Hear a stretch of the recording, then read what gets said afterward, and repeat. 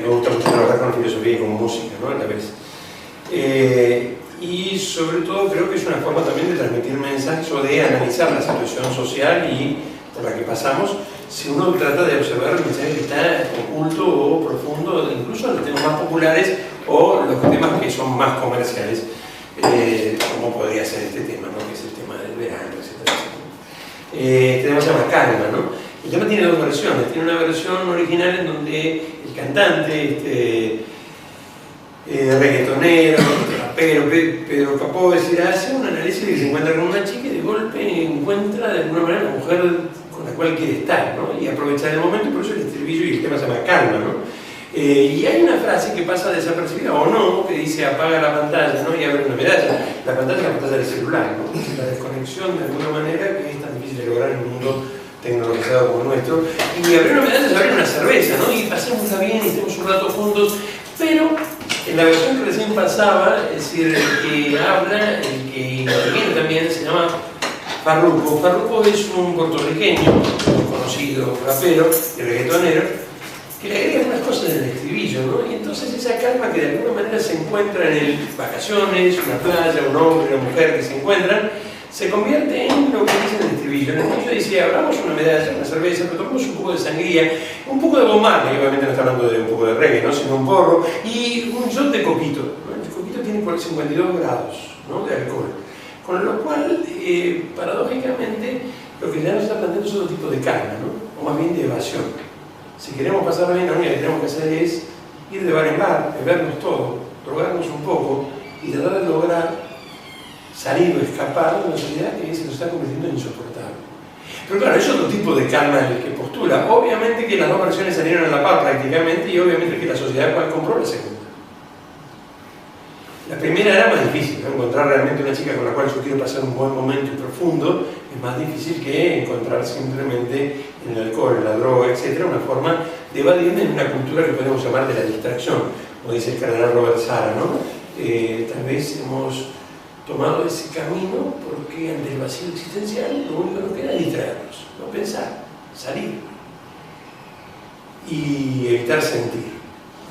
La canción que sí les voy a pasar como para introducir la última parte de mis intervenciones en el curso, ¿no? Es decir, antropología y introduciendo el tema de inteligencia, libertad, voluntad y libertad, o lo último que nos quedaba después de haber hecho el análisis antropológico del encuentro anterior.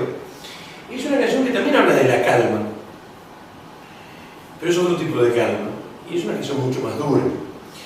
El cantante que vamos a escuchar es un rapero español que tiene ya 40 y pico, calculo yo, viene cantando o más desde hace muchos años. Como todos los raperos, de alguna manera hacen de sus temas una crítica al sistema. Y como ustedes saben perfectamente mejor que yo, no es tan difícil criticar al sistema, el tema es cambiarlo, ¿no? Es decir, y por eso dentro de las críticas hay generalizaciones, dentro de las críticas hay a lo mejor hasta exageraciones, pero desgraciadamente hay cosas que definen a un mundo muy oscuro, muy complicado, donde ese hombre que veníamos definiendo el otro día se desarrolla, porque hasta ahora lo que hicimos fue más bien una especie de análisis del hombre estáticamente considerado, ¿no? Su naturaleza, su animalidad, su racionalidad, hasta ahí llegamos, pero el hombre no es simplemente una esencia estática, es alguien que se desarrolla en la historia, es un ser histórico, y por lo tanto, para entender al hombre también tenemos que entender los tiempos, y nuestros tiempos son tiempos complejos. Yo creo que este rap resume, más allá de todas las habilidades que hice, para que nadie se sienta ofendido y diga, bueno, resume muchas de las problemáticas que nosotros nos enfrentamos, hacia afuera y hacia adentro. Pero además de ser una crítica, eso los raperos son geniales, lo que se encuentra también en este rap es una intención de hacer algo, ¿no? De cambiar algo. Y eso yo creo que les va a gustar mucho, si es que no lo conocen. Vamos a pasar la canción. Para que lo podamos seguir más rápido, el rap vamos rápido, ¿no? Y el video del es muy interesante también por las cosas que hace. Le aparece hablando en un teléfono, no sabemos con quién habla. Si habla con nosotros, si habla con el de arriba, con quién habla, no lo sabemos. Y además después lo vemos bajo una lluvia, angustiado. No les voy a pasar el video original, les voy a pasar la música pero acompañada de la letra, ¿no? Entonces vamos a poder ir leyendo la letra de la canción y analizar y hacer un pequeño diagnóstico. Lo que tiene el arte es que en 1 minuto y medio va a ser un diagnóstico que a mí me llevaría a lo mejor 2 horas hacer de una manera conceptual, ¿no? El cantante se llama Nach, como si fuera Nacho pero sin la O, Nach. Y el tema se llama Éxodo. La palabra éxodo es una palabra muy fuerte, ¿no? Sobre todo para los que tenemos una tradición judeo-cristiana. Éxodo significa salida, pero para nosotros es más que salida, es liberación. La necesidad de una liberación, ¿no? Recordar al pueblo de Israel y su liberación de Egipto, ¿no? Y allí es donde empieza todo, ¿no? Pero nos habla también de una necesidad que tenemos todos hoy. Vamos entonces a introducirlo. Si vos querés ir apagando las luces.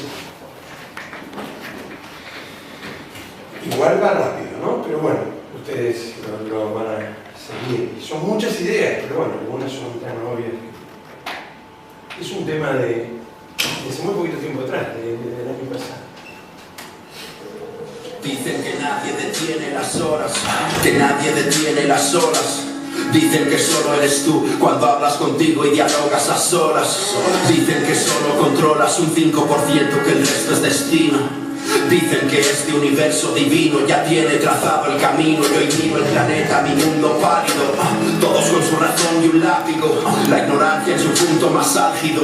Corruptos los jueces, los árbitros, latidos y pálpitos huecos por hábitos secos, cansados y áridos. Derechas e izquierdas hambrientas de votos, cambiando el discurso tan rápido. Yo conozco sus timos, el caos que vivimos. Quisimos odiar, dividirnos, ser cuervos en vez de servirnos, rendirnos al jefe, callar y servirlo. Culpables lo hacen nosotros, los cómplices por permitirlo. Al dormirnos en un sueño fácil, mientras los neonazis entonan sus signos. Aunque mis vestiduras se rasgan, requiero las llanuras de Alaska. Lejos de la masa basta que entre máscaras caras se pudre y se atasca. Se rascan la ira y les duele claro. Las horas en horas del paro, llamados anclados a aros dorados, van siempre al amparo del faro más caro. Qué triste el disparo en Kabul, la sangre manchando el alegre abedul. Qué triste está el cielo, tan triste y azul. Qué triste el político vago y gandul. Qué triste nacer en Mosul, en Darfur, Palestina. El terror es rutina. Qué triste matar al arcángel que ama para liberar a la bestia asesina. Pero atentos al estribillo, ¿no? Es decir, es muy interesante, ¿no? Yo pinto mis días con calma, la paz en el alma es mi arma. Mi luz brilla fuerte mirando de frente a su odio, evitando que arda. Yo pinto mis noches sin jaulas, la sed de mi mente me salva. Buscando un mundo diferente, un éxodo, un puente lejos de sus garras. Yo pinto mis días con calma, la paz en el alma es mi arma. Mi luz brilla fuerte mirando de frente a su odio, evitando que arda. Yo pinto mis noches sin jaulas, la sed de mi mente me salva. Buscando un mundo diferente, un éxodo, un puente lejos de sus garras. Y la ausencia de Dios, ¿no? Hablamos de eso también, ¿no? Dicen que Dios se ha marchado, cansado y no vuelve, que nada nos remuerde. Dicen que el honor se pierde tocando los gérmenes de un papel verde. Dicen que hierve la tierra entre guerras de coltan, diamante y petróleo. Dicen que hay lobos y hienas cazando presas a centenas desde el Capitolio. Lo teníamos todo, la tecnología trae el mundo al alcance de un dedo. La pornografía y el juego, la hipocresía, hoy es el cáncer nuevo. La cárcel del ego, la he visto, que fácil robar y ser listo. Yo insisto en amar al distinto, coger de la mano al hermano y sacarlo deprisa de su laberinto. Todos van murmurando prejuicios, van guardando el baúl de sus vicios, al servicio del ruin, su falacia de una democracia frente al precipicio. Valdrá si les das beneficios, así es el gran circo del ocio. Comida que enferma y pastillas que curan seguras ganancias para su negocio. Yo tengo nostalgia de prados y valles, el asma en las calles me agota. Te ordenan que juegues y calles hasta que desmayes y estalles con cada derrota. Que pagues la cuota, que seas masoca, un patriota idiota, su doble mascota, que lavan sus botas, que hagan la pelota al rey, que obedezca su ley o te azota. Qué horribles las gotas de miedo en Alepo, qué horribles los guetos, qué horrible la venda en los ojos del resto que observa y se queda tan quieto. Qué horrible morir en Caracas, sudando en la Meca, el dolor nos aprieta. Qué horrible sentirlo sabiendo que la única patria que tengo es todo mi planeta.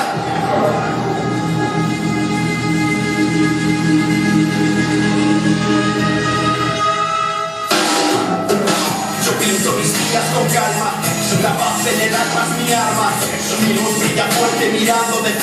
odio evitando que arda. Yo pinto mis noches sin jaulas, la sed de mi mente me salva. Buscando un mundo diferente, un éxodo fuerte lejos de sus garras. Yo pinto mis días con calma.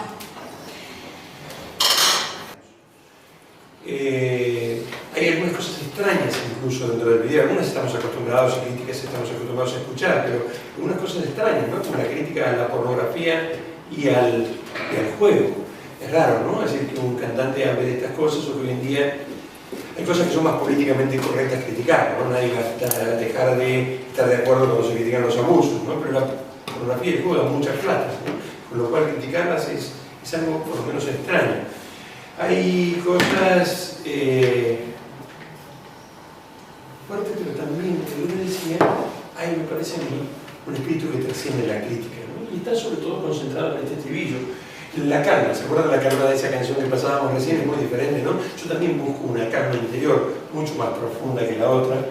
La paz en el alma es mi arma, ¿no? Es decir, no dejando de alguna manera que la angustia, que las grietas, que me intoxiquen, ¿no? Y me quiten esa paz interior. Mi luz brilla fuerte mirando de frente a su odio, evitando que arda. Yo creo que es uno de los grandes desafíos que enfrentamos en el país, ¿no? Cómo hacer que todo esto no nos prenda fuego a todos, más allá del lugar político que cada uno ocupe o del sector que cada uno posee. Y es realmente preocupante, ¿no? Uno lo ve en los más chiquitos, lo ve en los más grandes, lo ve en el que necesita, lo ve en el que... Intentando de que incluso el odio que el otro tiene no me contagie, porque si no ya perdí la batalla.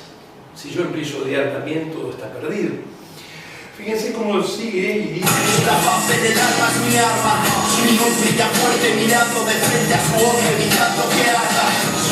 Yo pinto mi noche sin jaulas. El problema es que las jaulas no son lugares donde nos meten, sino que son algo que nosotros mismos vamos construyendo poco a poco. Nosotros mismos nos vamos encerrando y destruyendo ese mundo o esa gran oportunidad que nos trae la tecnología, también de eso hablaba la canción, convirtiendo de alguna manera todo eso en un encierro. La sed de mi mente me salva, y eso tiene que ver también con la clase de hoy, ¿no? Es decir, tal vez la única salida que tengo a mano, Nach no es un hombre creyente, es decir, pero la salida que tengo a mano es el deseo de saber, el deseo de conocer la verdad, el deseo de buscar la verdad. De eso vamos a hablar exactamente hoy.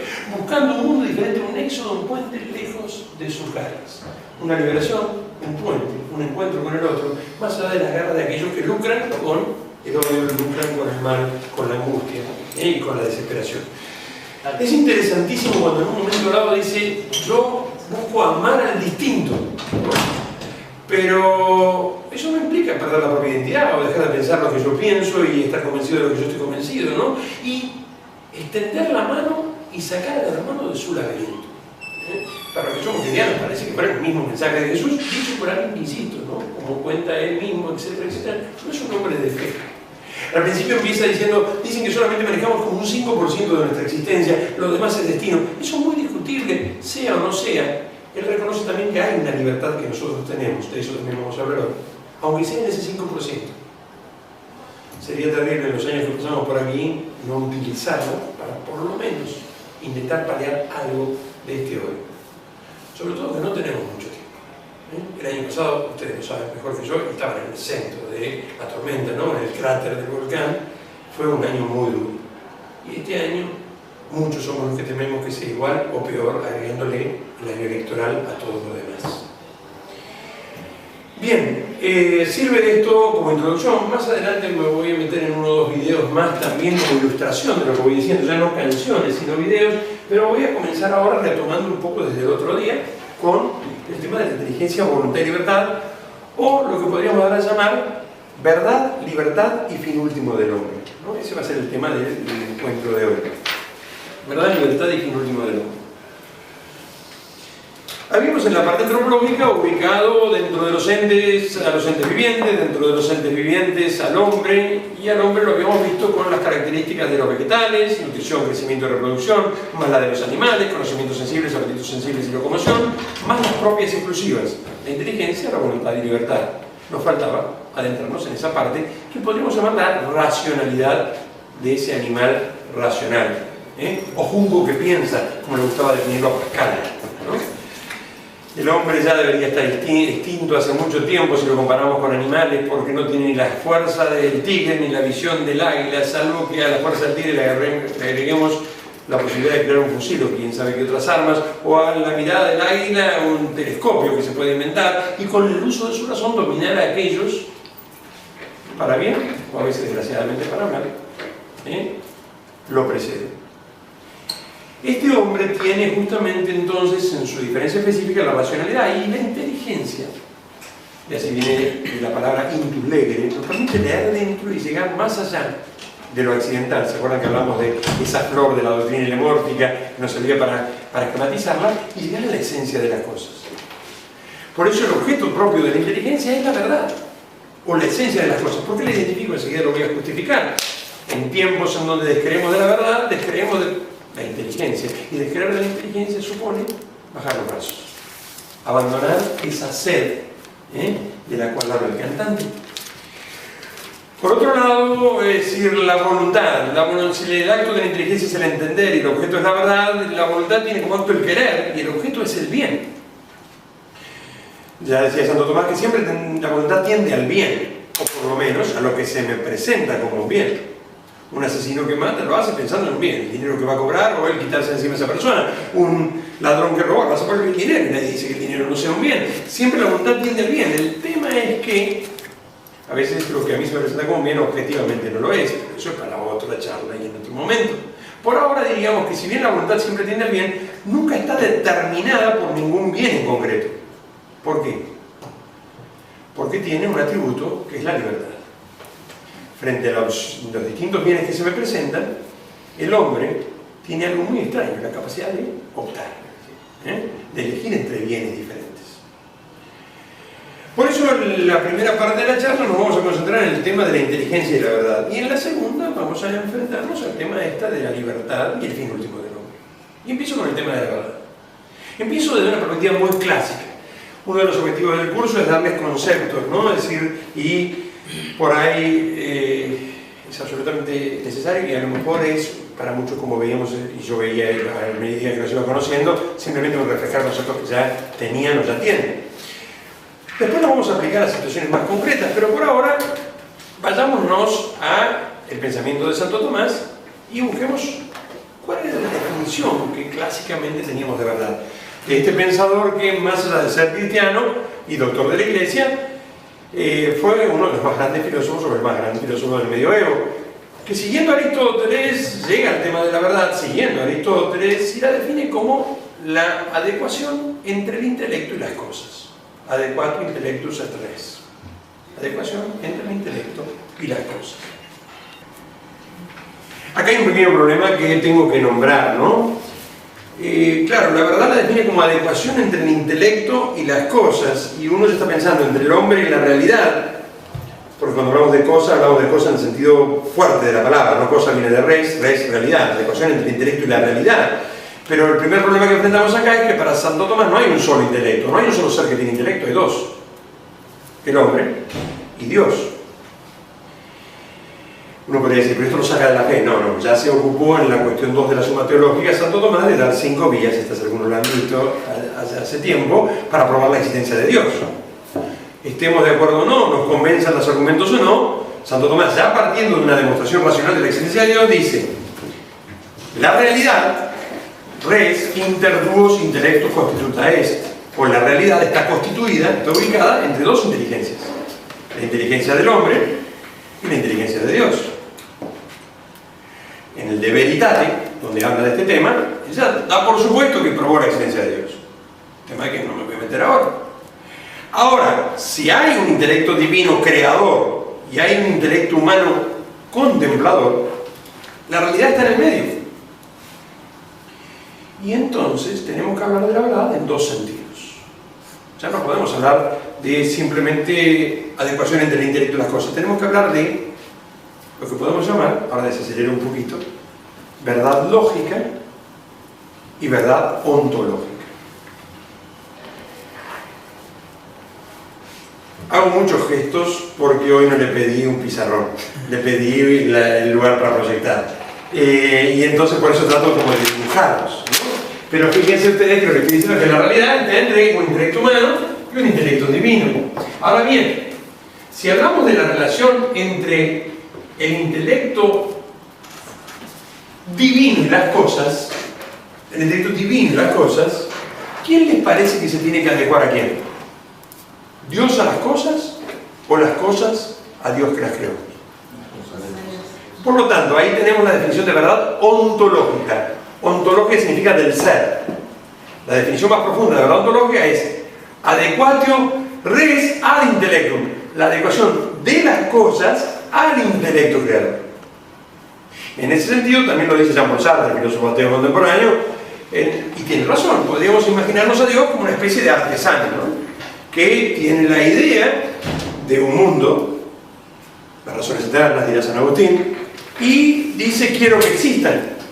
Y al darle la existencia a las cosas comienzan a existir. Y entonces, como Dios es perfecto, esas cosas sí o sí se van a adecuar a quién? A su inteligencia. Por eso dice la metafísica de Santo Tomás, y también lo plantea Aristóteles, todas las cosas por el hecho de ser son verdaderas. ¿En qué sentido verdaderas? En el sentido en que se adecúan al lugar de donde salieron.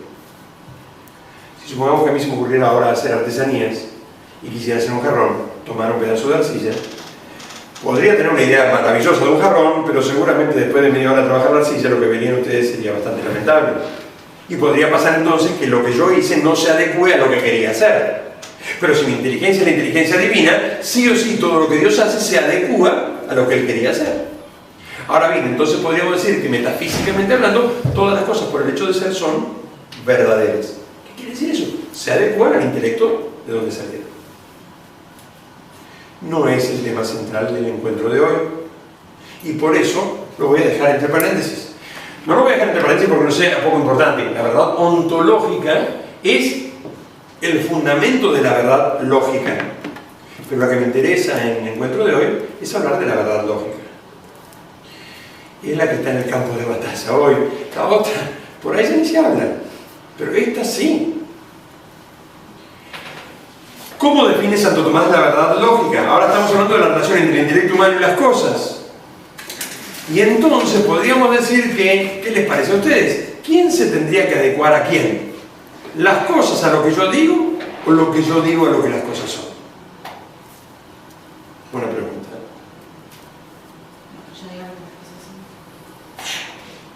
No es una pregunta tan fácil de responder porque hoy en día empezamos a mirar alrededor y decimos, qué sé yo, ya hemos perdido el rumbo. Pero en principio, yo acabo de recibir un mate, ¿no? Es decir, y en eso estamos todos de acuerdo, ¿no? Y yo digo que lo que hay ahí es un mate, y esa afirmación mía es verdadera porque yo la digo o porque hay un mate. Porque hay un mate. Si yo dijera que lo que me acaban de convidar es un vaso de whisky, ¿no? Ustedes dirían, debe estar muy cansado el profesor esta tarde, ¿no? Porque, es decir, entendemos que le gusta la calma, la canción, el reggaetón, todo eso, pero el vaso de whisky, no, es un mate. Es decir, ¿por qué? Porque es un mate, solamente por eso. Y si yo digo algo con verdad, lo digo en tanto y en cuanto mi inteligencia se adecue a lo que la cosa es. Adecuación de la inteligencia humana a lo que las cosas son. Esa es la definición de verdad lógica. Verdad de la razón. Si la otra ontológica es verdad del ser, la lógica es verdad de la razón. Perdón, entonces las cosas, en el caso de la verdad ontológica, no les queda otra que adecuarse, digamos. Las cosas, por el hecho de ser, claro, es como que claro, es decir, de hecho, vos naciste ¿qué? Hombre, pero a lo mejor me decís, a mí siempre me ha gustado ser halcón, pero sos hombre, pero me gustaría ser halcón y volar, pero si te tiras de un precipicio sin un avión y sin parapente, te vas a hacer pedacito, porque sos hombre. Bueno, pero, dicho de otra manera, las cosas no les queda otra cosa que adecuarse a la propia esencia. Lo que pasa es que hay dentro de esas cosas una cosa muy especial, el hombre, que tiene libertad. Y por ahí no quiere aceptar lo que es. Quiere ser otra cosa. Quiere ser halcón. Así le va. Es decir, las consecuencias en general las termina sufriendo. Si no es todo lo demás. Pero vamos despacito, ¿no? Es decir, ¿verdad? Dice Santo Tomás, la adecuación lógica es la adecuación de la inteligencia humana a lo que las cosas son. Verdad ontológica de las cosas al intelecto divino. La dejo un ratito. La dejo un ratito porque, insisto, A lo mejor alguno dice, claro, por supuesto, yo estoy convencido de esto porque además creo, tengo fe. Otro dirá, no, yo no tengo fe, pero estudié mucha filosofía y siguiendo a Aristóteles y a otros grandes filósofos de la antigüedad, de la modernidad, etc., acepto la existencia de un Dios por medio de la razón. Pero supongamos que hubiera alguien presente o alguien que escuche el curso y diga, yo no acepto eso de que hay un Dios, profesor. Pero hay un mate ahí. No importa ahora si hay un Dios, pareciera que hay un mate. O que hay una persona sentada aquí adelante, o varias personas escuchándome. Para hablar del tema de verdad es necesario el sentido común. Y ese es un tema fundamental.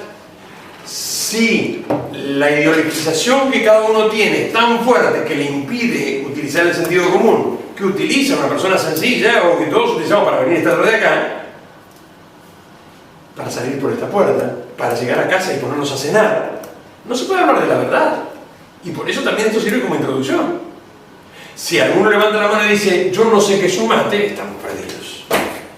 Si asesores de los senadores de nuestro país no saben qué es un mate, estamos perdidos. Por ahí no les gusta, pero si no saben ni siquiera lo que es, a salvo que en realidad detrás esté, yo digo que no sé lo que es un mate porque si yo termino aceptando que la inteligencia puede adecuarse a la realidad, luego tengo que aceptar mis propias limitaciones y tengo que aceptar que hay cosas que no puedo cambiar y tengo que aceptar que mi libertad es limitada. Bueno, de todo eso vamos a hablar también hoy. Aceptar que la inteligencia puede adecuarse a lo que las cosas son, por un lado es aceptar la grandeza del hombre, pero junto con la grandeza también su qué, su limitación. Como en charlas anteriores decíamos, cuando el hombre dice yo soy el que hace la verdad, yo soy el que determina la realidad, no está haciendo otra cosa que ponerse en el lugar de quién, de Dios. Y así le estamos pagando. Ahora bien, primer principio, ahora vamos a bajarlo lo más posible, ¿no? Y primera idea importantísima, ¿no? Santo Tomás nos dice, en primer lugar, en realidad nos lo dice primero Aristóteles, es evidente que se puede conocer. En un tiempo de tanto escepticismo como en el que vivimos, no podemos dejar de olvidar ese sonido que nos viene de hace 2500 años de Aristóteles que dice, no, paren, es evidente, es claro, no hace falta demostrar, es claro que se puede conocer la verdad. ¿Por qué? Porque negar que se puede conocer la verdad sería sinónimo de ¿qué? Afirmar. Voy despacio en esto, ¿no?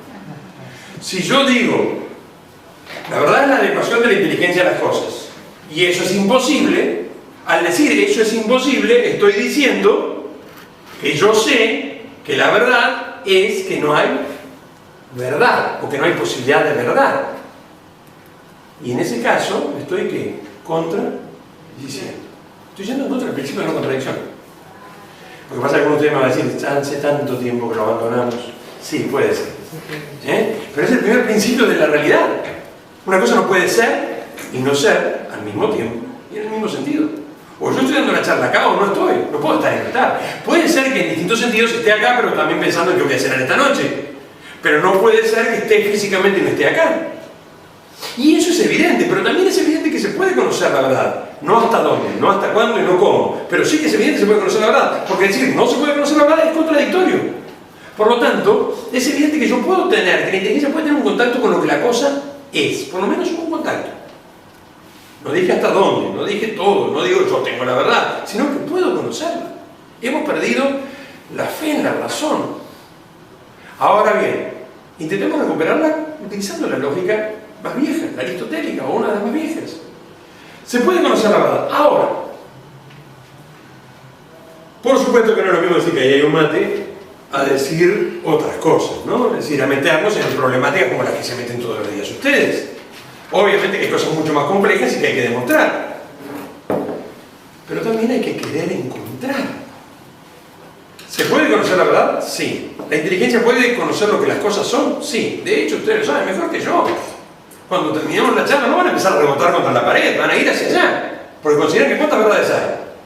Una. ¿Y cuál es? ¿Que la puerta está dónde? Allá. No creo que ninguno rebote.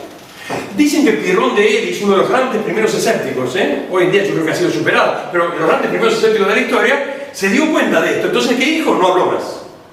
Dejó de hablar, dice Aristóteles. Porque sabía que cada vez que decía no hay verdad, estaba afirmando que él conocía la verdad, se contradecía, no habló más. Aristóteles dice, no bastó. Para realmente vivir el escepticismo que hoy tanto se predica, tendría que haber dejado de ¿qué? Vivir. Porque cuando Pierrón se iba a dormir, iba a su cama. Cuando salía, salía por la puerta. Y por lo tanto, en sus gestos, aunque no hablara, manifestaba que había una verdad. De lo dicho, podríamos deducir tres cosas. Entonces, que ya para Aristóteles, la verdad es una. No, que no es sola verdad. No, no, no. Que en cada cosa hay una verdad. Eso, ¿es un mate o no es un mate?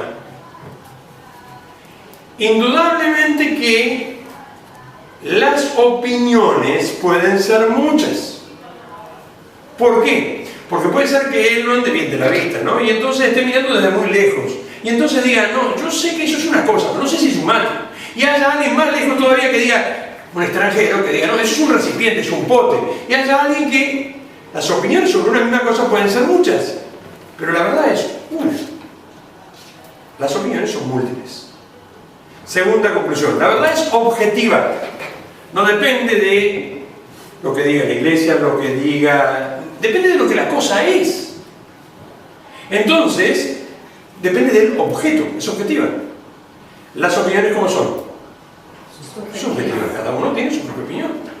Y ni hablar si preguntamos a quién le gusta el mate dulce o el mate amargo, que dependen distintas opiniones subjetivas de cada uno, pero... O si eso es un buen mate o un mal mate. Por último, la verdad es absoluta. No se dice en relación a otro. Se dice en relación a la cosa en sí. En cambio, las opiniones, ¿cómo son? Relativas. En relación a quien la dice, a quien lo ve, a quien lo afirma. Una, objetiva y absoluta.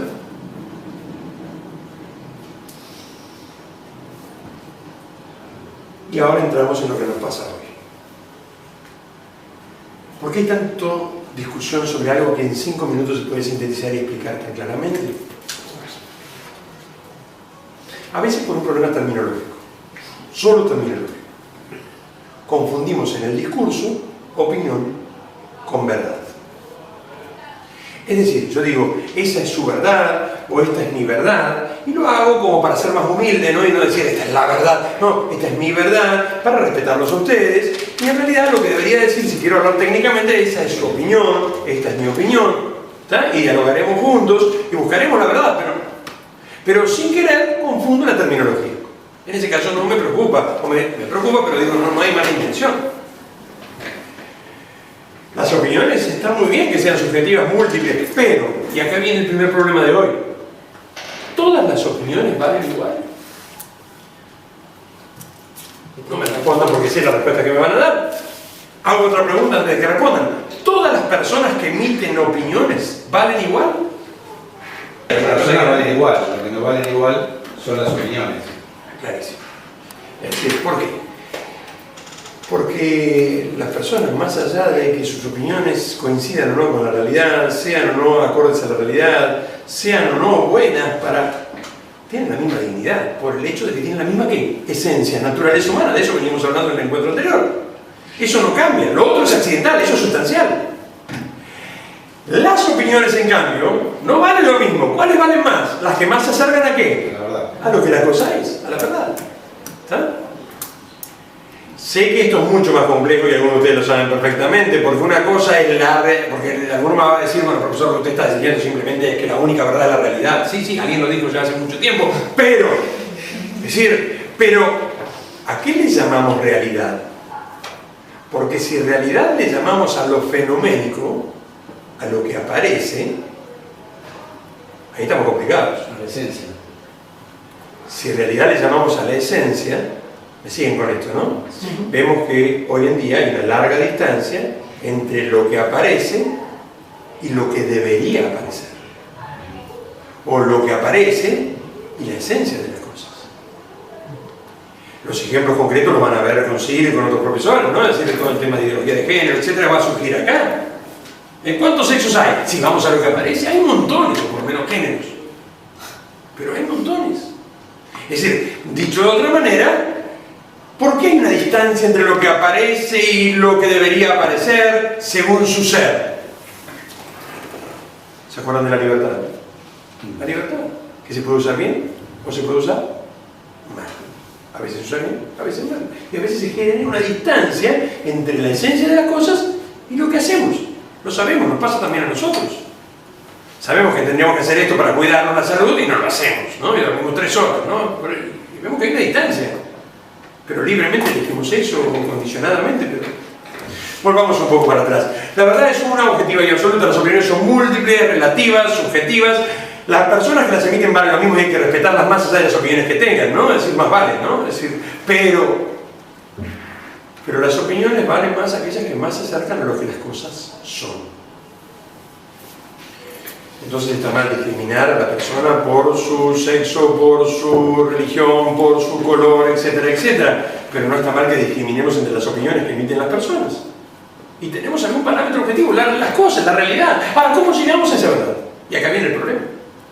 Hasta acá podríamos estar todos de acuerdo, pero ¿cómo hacemos para llegar a la verdad? En el caso del mate es muy fácil, ¿no? Esto es un mate, ¿no? Y si alguno no lo ve, bueno, le podemos acercar para que vea que hay una reserva mate. Y si alguno no lo conoce, le podemos educar en saber qué es un mate. Pero siempre estamos hablando en el terreno de lo evidente. El tema, cuando pasamos al terreno de lo evidente, se complica. ¿Cómo llegar a la verdad? Primero hay que querer hacerlo. Y entonces ahora vamos a ver cuáles son las dificultades para conocer la verdad. En primer lugar, a veces, problema terminológico. No puedo conocer la verdad porque confundo verdad y opinión y entonces se me complica todo. En segundo lugar, a veces, está la actitud de no querer conocer la verdad. No quiero. Conocer la verdad supone aceptar, lo que te contesté un poco rápido, pero vos tenés mucha información y lo sabes perfectamente, pero es decir, conocer la verdad es aceptar la dependencia. Si yo conozco que hay una verdad que no produzco yo, que no hago yo, de alguna manera estoy aceptando también que hay cosas que yo no determino, que me hacen depender. Por ejemplo, esta señora que tengo acá, ¿está? Yo me gustaría tener un esclavo, no tengo ningún esclavo en este momento y me gustaría tener un esclavo para que me ayude a cargar los equipos, ¿no? Acá podría quedarme con dos, ¿no? Este señor que cargue los equipos, esa señora que me abanique, pero indudablemente eso choca con la naturaleza de las cosas que puedo percibir en ellos y con un principio básico de la moralidad, que es no hagas al otro lo que no te gustaría que te hagan. Y por lo tanto, observar que ellos son seres humanos como yo, de alguna manera me impide, moralmente hablando, a veces ni siquiera jurídicamente hablando, a veces jurídicamente lo dejan, en otras épocas, en otros momentos, en otros lugares, esclavizarlos. Y por lo tanto, fíjense, conocer la verdad de alguna manera implica aceptar una cierta limitación, que bueno sería tener esclavos, pero no puedo, entonces, ¿qué tengo que hacer? Es decir, no se puede conocer la verdad. La verdad no se puede conocer y por lo tanto voy a actuar como mejor me parezca. Y lo que mejor me parece ahora para nosotros es que ellos sean los esclavos. ¿Ah? Y vamos a poner algunos criterios, ¿no? El color de la piel, etcétera, etcétera. Uno habla de estas cosas y parece absurdo hasta el ejemplo, ¿no? Se olvida que cuando yo era chico en Sudáfrica el apartheid seguía presente y que hoy en Mali se siguen vendiendo esclavos en las plazas del Sahara. Uno entra en cualquier ONG que habla de esclavitud y vamos viendo cómo es impresionante, ¿no? Ustedes lo han visto, ¿no? Cómo van en cadenas, se los ponen en las plazas, se tocan los testículos, se ven las personas para ver y se los compran y los venden. ¿No? El gobierno de Mali dice que no, lo niega, pero... Ahora bien, volviendo a nuestro tema, ¿no? A veces no se quiere conocer la verdad porque no nos conviene, no queremos aceptar ningún tipo de dependencia, queremos hacer lo que se nos dé la realísima gana, autonomía. Otras veces porque la buscamos mal. Y acá me quiero concentrar. A veces no es la intención de que no queremos conocer la verdad, porque queremos hacer lo que queremos. La gran mayoría de la gente, que es buena gente, la gran mayoría de la gente quiere conocer la verdad, quiere saber cómo actuar. El problema es que a veces la busca mal. Razones. En primer lugar, a veces falta de formación. Por eso la importancia de la educación. A veces la falta de educación y la falta de formación hace que se nos confundan las cosas, no entendamos de qué estamos hablando hoy. A veces el problema es otro. Fíjense, vamos a dar un ejemplo sencillo, básico y muy concreto, ¿no? ¿De qué color es esto que están viendo?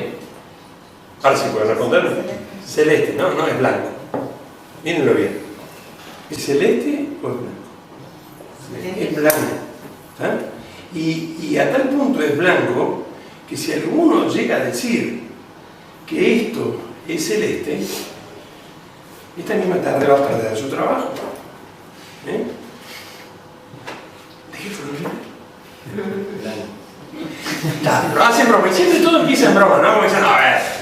O recuerden, retrotraiganse al pasado, ¿no? Cuando uno daba un examen, ¿no? Este profesor le gusta que le digan esto y esto y otro, ¿no? Y si yo le llego a decir otra cosa, me va a poner un 2. Es un arbitrario de miércoles, pero no le voy a decir otra cosa. Si después yo salgo y digo, mirá las pavadas que le dije, ¿no? Pero en el momento le digo lo que quería escuchar. Porque en el fondo, y empezamos así, ¿no? Pero poco a poco empezamos a aceptar que esto es todo blanco. Porque lo dice ¿quién? Yo, profesor José María Guerra. ¿Y quién soy yo? El que tiene el poder.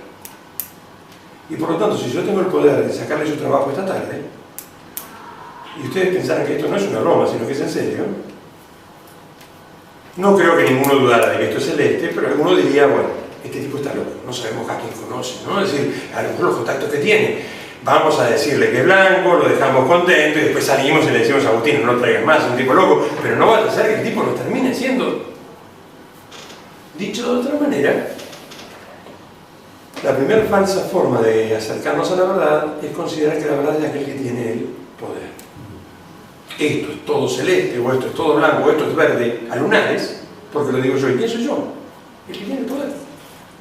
Parece absurdo de hecho así, ¿no? Pero es tan fuerte la tentación, sobre todo desde acá, ¿no? Desde el Congreso, ni hablar del Ejecutivo. Considerar que ahora que yo tengo la representatividad o el poder o lo que fuera, puedo determinar de qué color es la tapa. No estoy diciendo que no sea importante la autoridad, no estoy diciendo que no es importante que alguien detente el poder y busque el bien común. Lo que estoy diciendo es que a veces confundimos la autoridad política con alguien que tiene el poder de determinar cómo es la realidad. Por supuesto que a lo mejor uno esto lo ve más representado en las grandes dictaduras de la historia, ¿no? Y por eso vamos a concentrarnos en otra tentación y en otra falsa forma. Supongamos que nadie quiere llevarse mal conmigo, ni yo tampoco quiero llevar mal con ustedes, pero yo sigo diciendo que todo esto es blanco y ustedes siguen diciendo que es celeste. Y por lo tanto digo, votemos. Seguramente la mayoría de ustedes va a votar que es celeste. ¿Alguien vota que es blanco? Por ahí alguno por las dudas dice, no va a ser que se hace el democrático ahora, pero dentro de un ratito, ¿no? Es decir, nos termina sacando el trabajo en serio, ¿no? Es decir, no sabemos a quién conoce, pero no, seguramente la gran mayoría votaría celeste. Ahora, porque todos ustedes votaran que esto es celeste, ¿se convertiría en celeste? ¿O porque todos ustedes votaran mañana que esto es verde, sería verde? Ese es el problema central que tenemos con el tema de la vida y la defensa de la vida y tantas otras cosas más.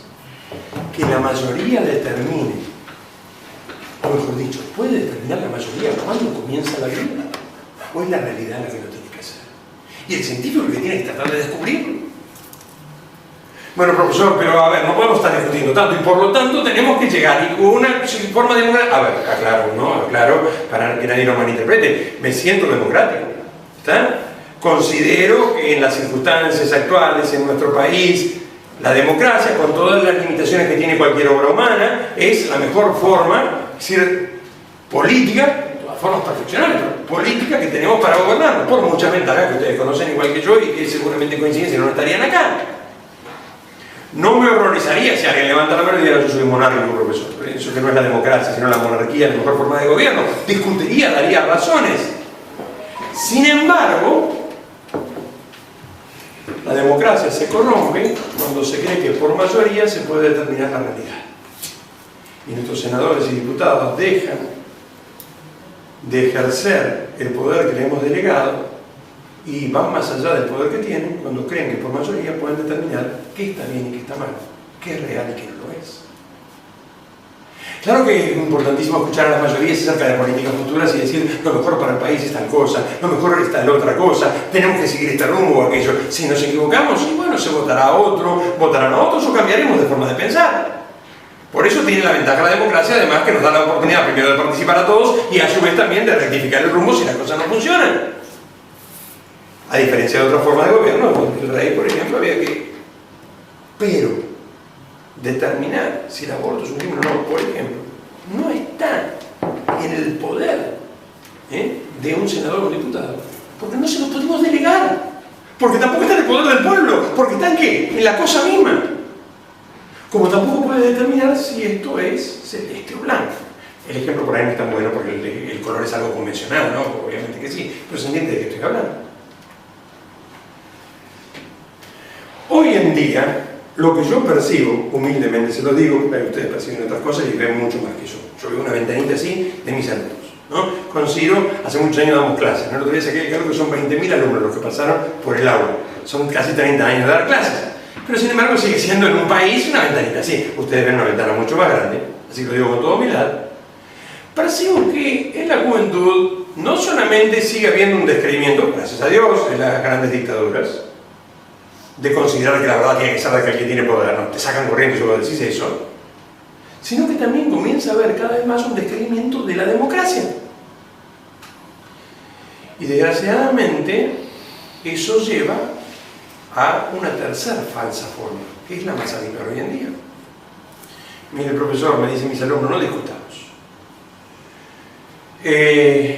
Nos queremos llevar bien, queremos terminar bien este curso. Entendemos que esa frase que nos decían de chiquitos, ¿no? A mí por lo menos el pueblo nunca se equivoca. Hoy en día ya no tiene tanto. Entendemos que aquel que tiene el poder puede terminar haciendo desastres, ¿no? Cuando tiene un poder absoluto. Entendemos que usted quiere encontrar la verdad y está preocupado realmente para saber si esto es celeste o blanco. Hagamos una cosa. Mire, para usted es blanco y para nosotros es celeste. Y todos estamos tranquilos.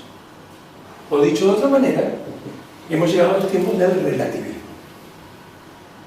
Tercera falsa forma. La primera, la verdad es que tiene el poder. La segunda, la verdad de la mayoría. La tercera, la verdad es relativa. Cada uno tiene su verdad. Con lo cual, mire, profesor, usted, muy bueno, sigue afirmando de que todo esto es blanco, nosotros afirmaremos que es celeste, usted no se meta con nosotros y nosotros no nos metemos con usted. Y eso, desgraciadamente, hoy en día se presenta bajo el nombre de tolerancia. Acá también hace falta hacer una pequeña disquisición. La tolerancia, mal que le pese a alguno, es una virtud cristiana por excelencia. La tolerancia no es una virtud griega, otras virtudes venían de Grecia, pero la tolerancia no viene de la antigua Grecia. De hecho, tenemos claros ejemplos de falta de tolerancia, por ejemplo en Esparta, ¿no? Con los niños con discapacidades. Montetanito. Aristóteles, podríamos decir que era un hombre muy tolerante, siempre que lo escuchara o lo leyera fuera griego, porque si no era griego no era hombre. Un tipo que no sabe hablar griego decía, Aristóteles es un animal, los humanos son animales, ¿está? Y por tanto, claro, que nos podemos esclavizar con griegos, no, ya era un avance para la época. Los romanos, que saben mucho mejor que yo, tampoco tienen un código maravilloso con muchas cuestiones de orden natural, pero la patria potestad permitía al padre eliminar a su hijo. Y no estamos hablando de antes de nacer. Eso no era muy tolerante, que digamos. Con el judeocristianismo, con el cristianismo propiamente, llega a Occidente el concepto de tolerancia. ¿Pero qué significó tolerancia? Tolerancia es que tengo que estar dispuesto a respetar al otro, incluso hasta amar, ¿no? Al otro, más allá de que, como decía la canción, sea distinto, más allá de que no coincida conmigo, más allá de que diga que esto es verde con lunares. Lo que hoy llamamos tolerancia es muy diferente. Lo que hoy llamamos tolerancia, detrás del cada uno tiene su verdad, en el fondo es una soberana indiferencia. Detrás de la tolerancia no hay otra cosa que la manifestación de un individualismo masificado que define nuestro tiempo. Individualismo, cada uno piensa en sí mismo. Cuando hablo de sí mismo hablo también de la pequeña familia que te rodea, ¿no? Es decir, tus hijos, tus amigos, etc. Pero en masa. Y por lo tanto, lo que le pasa al otro nos importa tres cuernos, salvo que contengamos o dejemos algún beneficio. Por eso, si lo beneficioso es decir, cada uno tiene su verdad, lo manejamos ahí mientras no se metan conmigo. Cuando se meten, se acaba la tolerancia. El problema es que la dictadura del relativismo, que ya cuando empezó Benedicto XVI, ¿no? Es decir, ya decía que definía nuestros tiempos, está dando lugar a un cuarto paso. Y de esto ustedes seguramente saben mucho, no digo porque ustedes lo ejerzan, sino porque en el país se ha hablado mucho el año pasado de esto. El cuarto paso ha sido el siguiente. No podemos seguir afirmando que la verdad es aquel que tiene el poder e imponer un poder dictatorial porque, a ver, algunos siguen pensando que sí, ¿no? No vamos a hacer nombres, pero algunos siguen pensando que sí. Pero la mayoría siguen pensando, no es políticamente correcto aceptar eso. Tampoco podemos ahora hacer, como a lo mejor en otras épocas, que creer que el pueblo nunca se equivoca, ¿no? Porque más de una vez se ha equivocado, ¿eh? Y no hago coloraciones políticas, ¿no? Pero creo que todos vamos a estar de acuerdo que a veces la pifia, ¿no? Sea por falta de formación, sea por muchas de estas cosas que dijimos, sea porque nos conviene que se mantenga así. Pero que todo sea relativo paraliza. Porque seamos sinceros, si no hay verdad, no podemos hacer nada. Si fuéramos coherentes, todos esos que dicen cada uno tiene su verdad, como Pirrón dejarían de hablar o se irían a su casa, ¿no? Porque entonces, ¿qué hacemos? Como ya no creemos que podemos conocer la verdad, armamos un relato. Y llegan los tiempos de la posverdad, ¿eh? De lo cual se ha hablado mucho, en artículos, etcétera, etcétera, durante todo el 2018. El tiempo de la posverdad. Mire, profesor, no sabemos si es electo o blanco, pero tenemos que terminar este curso. Nosotros tenemos muchas cosas que hacer. Haber empezado las sesiones, y la charla tiene que terminar. Vamos a hacer algo. Vamos a armar un relato. Y en ese relato vamos a decir que esto era verde con lunares. No gustó esa idea que usted tuvo. Vamos a poner lunares rosas, porque los lunares rosas con el verde queda muy lindo. ¿Está? Y entonces vamos a salir a la calle diciendo: nos hemos puesto todos de acuerdo, asesores de distintos senadores, abogados, profesores, nos hemos puesto de acuerdo y nos hemos dado cuenta de que esto es verde con lunares. Y es la forma que tenemos de salir adelante en un país que está pasando por tiempos complicados. Y entonces, aunque en el fondo todos sabemos que esto no nos cierra demasiado, seguimos el relato. No quiero, a propósito, hacer ejemplos concretos, lo dejo para ustedes. ¿Está? Durante estos últimos años se han ido construyendo, y no decimos que esto va a terminar, ¿no? Relatos que de alguna manera buscan que un fin utilitario, pragmático. Que profesor, si decimos la verdad de cómo estamos, todo se va a la miércoles. Por lo tanto, tenemos que armar este relato para que la gente se tranquilice. Nos autojustificamos, se tranquilice, buscamos excusas. La voluntad se pone al servicio de la inteligencia. No, mentira. La inteligencia se pone al servicio de la voluntad y empieza a buscar excusas. Yo quiero seguir teniendo el poder. Yo quiero llegar al poder. Y para lograrlo tengo que armar un relato que en el fondo sé que es mentira, pero es una forma de mantener a la gente tranquila, es una forma de que no se genere un caos social. ¿Qué quiere? Que terminemos con Venezuela. ¿Qué quiere? Que nos pase tal otra cosa. ¿Qué quiere? Que nos pase tal otra. Y por lo tanto vamos armando algo para quedarnos tranquilos. Buscando ya no la verdad, sino que la utilidad. O los votos en la próxima elección. Estamos en un año electoral. Después veremos. Hay que buscar un camino distinto. Yo creo que hay que buscar un camino distinto. ¿Y hay algún camino para encontrar la verdad? Claro que sí. Hace unos años apareció la teoría del consenso. Los más grandes se van a acordar, los más chicos por ahí no tanto. Yo la viví en el Congreso Pedagógico Nacional. Fui delegado del Congreso Pedagógico Nacional. Estamos hablando hace unos cuantos años. Yo era el más chico. Tengo 52 años. En aquel momento era el segundo más chico de los delegados. No sé cómo llegué allí, ¿no? Empecé en las asambleas del barrio, llegué, me votaron porque no querían votar a otros, es decir, no tanto porque me conocían, no soy ni quien hasta 21 años, y de golpe me encontré con un montón de pedagogos en Embalse Río Tercero. También me encontré con un conjunto más pequeño de políticos que en realidad no estaban así por la educación, sino más bien por cumplir con un mandato. Y estoy hablando de distintos partidos políticos, distintos representantes, tampoco quiero generalizar, no eran todos, pero había unos cuantos. Fue fantástico como en la Asamblea del Congreso Pedagógico Nacional, en el momento del reglamento, toda la mayoría, que el bloque independiente, llámenle así, o si quieren llámenle la educación privada, o si quieren llámenle los cristianos o los católicos, perdió toda la mayoría que tenía en el momento de decidir el reglamento. ¿Por qué? Miren, fue interesantísimo. Cuando llegamos a Embalse Río Tercero, de los 300 delegados, nosotros teníamos unos 170, con lo cual teníamos una mayoría. Y por lo tanto, extrañamente, más allá del interés del gobierno de aquel momento del doctor Lauro Alfonsín, una mayoría que no opinaba muchas cosas como en aquel momento la Junta Coordinadora, de golpe tenía la mayoría. Me acuerdo que incluso en ese bloque discutíamos de volver a la educación religiosa en los colegios, no la católica, la religiosa en los colegios, para volver a recuperar la libertad que ya no tenemos religiosa en la educación, volver a tener por lo menos ese espacio. Y éramos mayoría. Entonces, rápidamente, se reunieron los representantes de los distintos partidos políticos. Claro, el problema es que dentro de los 170 había 2 o 3 pibes como yo, pero también había un montón de pedagogos que de política no sabían nada. Se reunieron algunos políticos del peronismo renovador, del radicalismo, de la Junta Coordinadora, de distintos. Me acuerdo que estaba Sturing en ese momento allí en Embalse. Se reunieron con un obispo, Monseñor de Cárdenas, creo que falleció. Se reunieron con él, hablaron. De golpe nos dijeron, bueno, vamos a hacer distintas propuestas y se va a votar un reglamento.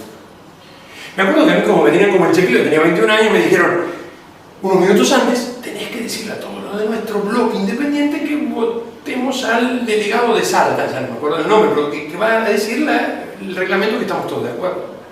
Bueno, cuando el delegado de Salta empieza a hablar, yo me acuerdo que estaba al lado del ingeniero de la Torre, después rector de la Universidad Católica de La Plata, y le digo, ingeniero, esto no es lo que hemos dicho ayer en la noche. Acá lo que está diciendo el reglamento es que se va a considerar mayoría y mociones de la mayoría a aquellas mociones que tengan del 70% para arriba. Y nosotros tenemos el 60 y pico % de la asamblea. Pero eso se está cambiando, eso no estábamos de acuerdo. Claro, yo que había ido uno por uno a decirle que me puse todo colorado y ahora ¿qué hacemos? Y le dije, ingeniero, yo no lo voto. Levante la mano. 298 votos por el reglamento del delegado de Salta, que obviamente no era el reglamento que la mayoría habíamos pensado, pero que como eran pedagogos no tenía idea de que hay que votar esto, votemos, no sabía, esto del reglamento parecía una cosa anecdótica, lo que venimos a discutir es de educación. Sturing dijo en ese momento, Marcelo, dijo, bueno, esto es una fiesta de la democracia, unánime. El doctor de la Torre levantó la mano y dijo, que se vote por la negativa. Doctor, déjese de embromar. Que se vote por la negativa. 2 votos por la negativa. Son 298 contra 2. En todos los diarios salió el delegado ingeniero de la Torre y un delegado de la capital. ¿Quién sabía quién era yo? ¿No? Es decir, y un delegado quisieron arruinar la fiesta democrática votando en contra de este reglamento que nos unifica y que ya acabó con la mayoría, que a partir de ahora ya no fue el 51%, sino el 71%. Todas las otras mociones iban a entrar como A, B, C, D, etc. Fue fantástico. Más allá de la posición política de cada uno, obviamente manifestó esto, ¿no? Como de alguna manera llegamos a un consenso y armamos la realidad de acuerdo a lo que nos conviene, más allá de lo que las cosas son. Y vienen las justificaciones. Bueno, pero es que la única forma de frenar a estos tipos que quieren saber lo que quieren imponer o poder lograr algo, ni es imponer la verdad, ni decir yo soy el dueño de la verdad, ni es tampoco solo la mayoría, ni es decir que cada uno tiene su verdad y en el fondo no te metas conmigo porque te aplasto. Esa es la sociedad que ustedes y nosotros conocemos, ¿eh? El camino para buscar la verdad, podríamos decir, se basa en 2 cosas. Primero, la formación, la educación. Eso es fundamental. Si uno se educa puede tener su propio criterio, puede tener su propio juicio. El segundo camino, a veces no basta con la formación. Fíjense, en este caso yo estoy muy formado, ustedes también, pero yo lo veo blanco y ustedes lo ven celeste, es el diálogo. Ustedes saben mucho más que yo de esto y saben de la importancia que tiene. Hay palabras que se prostituyen. El poder y la autoridad es una palabra maravillosa, el problema es que se puede destruir y prostituir y degradar. Es decir, la democracia es una forma de gobierno que a mí me parece también maravillosa, pero se puede convertir en una dictadura. El consenso en negociación y el diálogo en algo parecido. ¿Qué significa dialogar? Desgraciadamente muchas veces entendemos por diálogo, lleguemos a un acuerdo. A ver, ¿de qué color quieren? Mira, hagamos una cosa. Digamos que es un 70% blanco, 30% celeste y yo termino la clase en 10 minutos. No, mire, profesor, es muy interesante su charla, no nos preocupa esto. Nosotros decimos que es un 50%, 60% celeste, le aceptamos un 40% blanco, pero para hablar ya, no hable más. Y dicho de otra manera, empezamos a discutir, yo te voto esta ley, vos me votás esta ley, yo hago esto, vos haces lo otro, y mientras tanto, cada vez nos importa menos de qué color es la tapa. Viene por ahí un periodista y le pregunta a la tapa cómo le está pasando, la tapa habla y todos miramos y decimos, ¿por qué se quejan? Si en el fondo estamos todos tranquilos, todos llegamos a un acuerdo y estamos tranquilos. Eso no es el verdadero diálogo.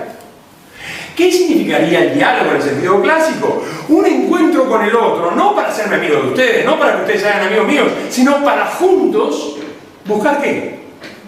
La verdad. Y para eso, ¿qué es necesario? Y esta es la parte más difícil. Estar dispuesto a ponerse en el lugar de quién? Del otro. esto es difícil. Sabemos que en teoría es fácil decirlo, en la práctica es difícil. Es difícil, es difícil. ¿Ah? Yo salgo de acá y le digo, sí, me han convencido. Es decir, tenía razón. No era toda blanca. Era, mejor dicho, era celeste. Yo estaba equivocado. Pero claro, a lo mejor yo represento un montón de intereses que al día siguiente me dicen, lo lamento, José María. Si vos estabas equivocado, lo hubieras visto antes. Pero ahora lo tenías que defender. No lo defendiste, te quedás afuera.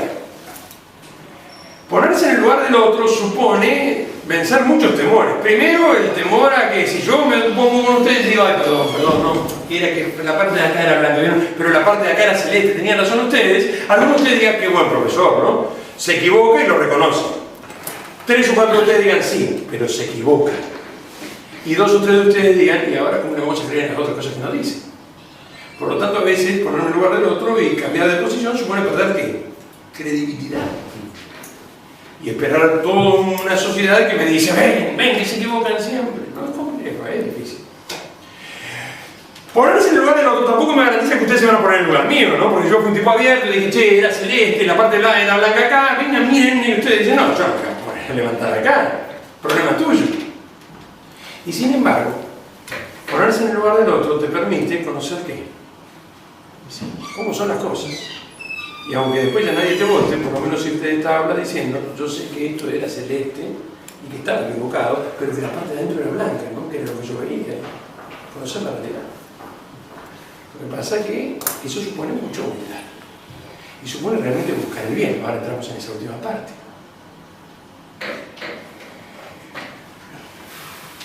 Hay un aforismo de Antonio Machado, el poeta español que murió en el exilio, que es maravilloso, ¿no?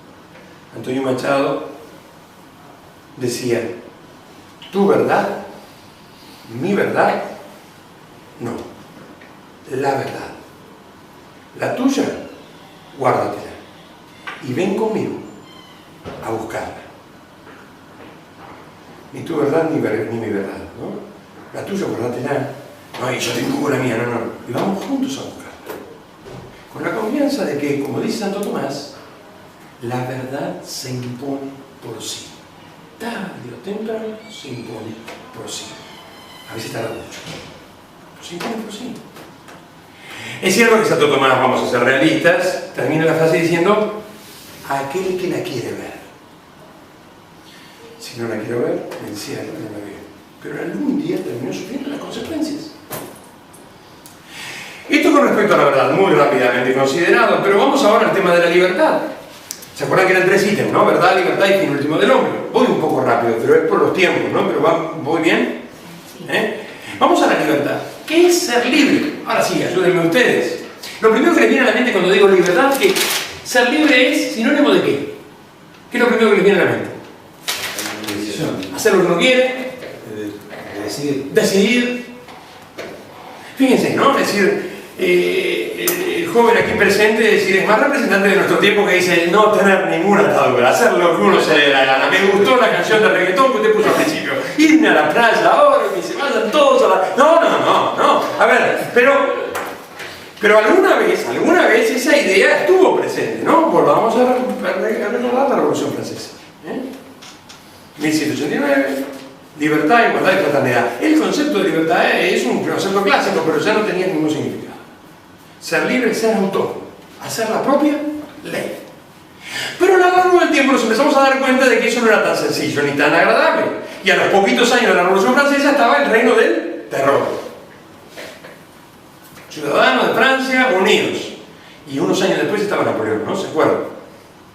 Con lo cual, nos empezamos a dar cuenta de que lo que dijo el compañero, hacer lo que uno quiera, tiene que tener alguna limitación, seguramente la va a aceptar, ¿no? Y por eso apareció esa frase que todos seguramente escuchamos alguna vez, que decía, mi libertad termina ¿dónde? Empiezan los demás. Es una frase hermosa, ¿no? Pero absurda. Uno la repite, ¿no? Porque suena bien. Mi libertad termina donde empieza la libertad tuya. Parece una cuestión de respeto, ¿no? Suena lindo. Pero ¿por qué digo que es absurda? Porque nunca se puede trazar la línea. Uno dice, mi libertad termina donde empieza la tuya. ¿Dónde está la línea? Es imposible trazarla. Porque todo lo que yo hago, dejo de hacer, afecta ¿a qué? Tu libertad. El día que vos no haces bien tu trabajo, hay alguien en tu provincia, acá, en otro lado, que se siente afectado por lo que dejaste de hacer. Aún cuando lo hiciste solo, sin molestar a nadie, o ese plus que podías dar y no diste, afecta la libertad del otro. Y por lo tanto, obviamente que las cuestiones públicas afectan mucho más que las privadas, más vale que sí, pero si en el fondo, en lo privado, yo me corrompo, termino de alguna vez manifestándolo en lo público también, y por lo tanto, no se puede trazar la línea de donde mi libertad empieza y termina, y por eso, ese concepto de libertad iluminista, libertad, hacer lo que quieres, fue el compañero que muy bien lo definió, que fue limitándose. También podríamos decir el compañero que dijo, libertad es poder decidir, poder elegir. Se empezó a delimitar y decir, bueno, elegir bajo ciertas cuestiones, elegir con ciertas cuestiones. Y aparecieron los sindicatos, apareció esto, el otro, elegir sí, bueno, tampoco hacer lo que... Es decir, libertad fue continuando y nos llevó a darnos cuenta, 200 años después, esto fue fines del siglo XX, que si la libertad fuera el poder elegir, que es lo primero que a mí también me viene a la mente, ¿no? Yo no estoy diciendo que para mí la libertad es el poder elegir, pero entiendo cuando él dice poder decidir, porque es lo que uno dice, lo primero que le viene a la mente. Pregunta, si la libertad fuera realmente el poder elegir, ¿cuándo el hombre sería más libre? ¿Antes o después de elegir? 27 años atrás tenía cientos de chicas detrás mío, ¿no? Sí, por ahí estoy exagerando un poco, ¿no? Pero... no es tantas, pero, es decir... Elegí una. Acá está el símbolo de mi esclavitud, de que quede grabado, ¿no? Ya son casi 30 años. Es decir, fíjense, si la libertad es el poder elegir, eso después lo corto y lo editamos, ¿no? Pero si la libertad es el poder elegir, yo elegí tener hijos, tengo 4. Y si bien el más chico tiene 19, todavía sigo dependiendo incluso de más grande que me dice, che, el miércoles vas a dar clase a la tarde, no podías pasar a buscar por casa y me llevas en el auto. Sigo siendo un esclavo. Yo podría haber sido astronauta y elegí filosofía, ¿no? Y estoy metido en un aula de las 8 de la mañana hasta las 12 de la noche. Dicho de otra manera, si la libertad es poder elegir, a medida que yo elijo, a ver si lo ven, como si fueran los videojuegos, ¿no? A medida que yo elijo, voy perdiendo porciones de ¿qué? De libertad. Y por lo tanto ahora lo que me queda esperar es tener la libertad de elegir dónde quiero que me entierren. ¿O cómo? Salvo que mi nieto diga, no jodas, abuelo, te meteremos donde podamos. Seguramente va a pasar eso. O concretamente, si la libertad es el poder elegir, a medida que yo elijo, voy caminando hacia dónde? La esclavitud. Es interesante esa paradoja, ¿eh? Y eso lo captaron, la generación de los años 70 lo captó. Y a fines del siglo XX se empezó a captar y nuestros chicos ahora lo tienen muy presente. Entonces, ¿qué dice? Si la libertad es el poder hacer lo que quiera, como nunca puedo hacer lo que quiero. Si la libertad es el poder elegir, como nunca termino pudiendo elegir, o como si aún si elijo pierdo libertad, para ser libre, ¿elijo qué? No elegir. Y aparece un nuevo concepto de libertad, no, mejor dicho, es el desenvolvimiento lógico del anterior. Ser libre es no elegir.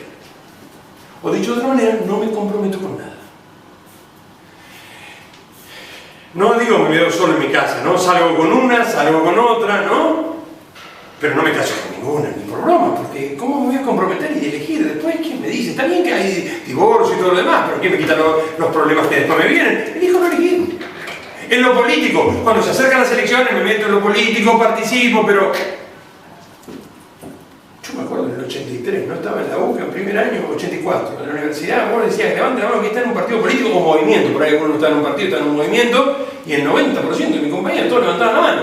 Ahora decís en cualquier aula de ciencias políticas, ¿quién está metido en un partido político? En primer año, todos miran me dicen, partido político, no, yo estoy acá, pero no me voy a dedicar a eso. Después termina metiéndose, no, pero en ese momento dice, no, yo no me voy a meter en eso, pues no me estoy enseñando, por favor, no me ofenda. Claro, porque claro, una cosa es jugar a las elecciones y otra cosa es comprometerse como hacen ustedes y como hacen las personas que realmente buscan el bien común y se meten y tratan de luchar por algo que suceda y...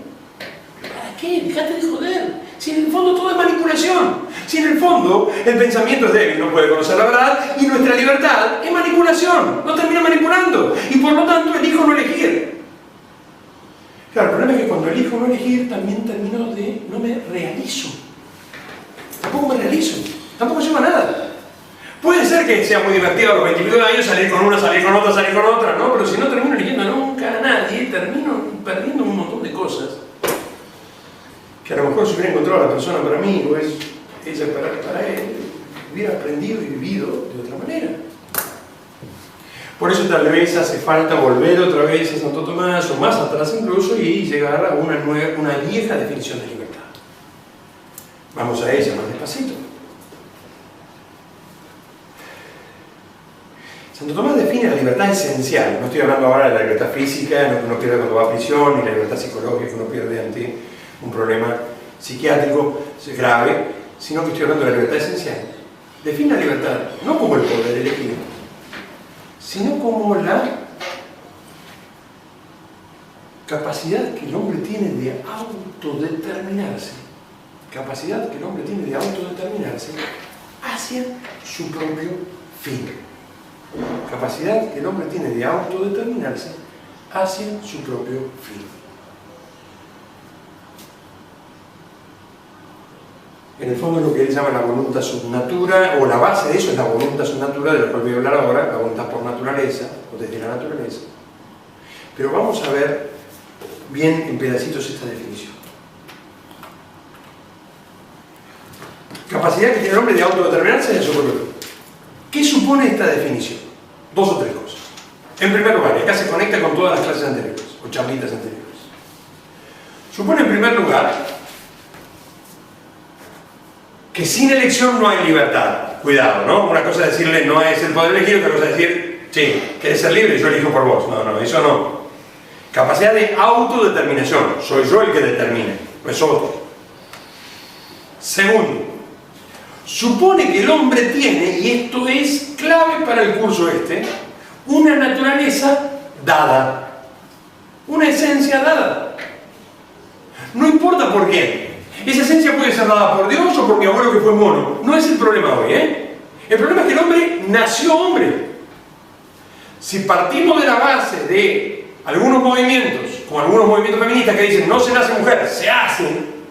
Si partimos de la base de que el hombre no se nace hombre, se hace, de que el hombre es un proyecto personal, de que en el fondo yo soy el producto de mis propias acciones, volvemos al viejo amigo Marx, que dice de alguna manera que la primacía es la primacía de la praxis y que el hombre es decir, en el fondo lo que él hace, el producto de su propio trabajo.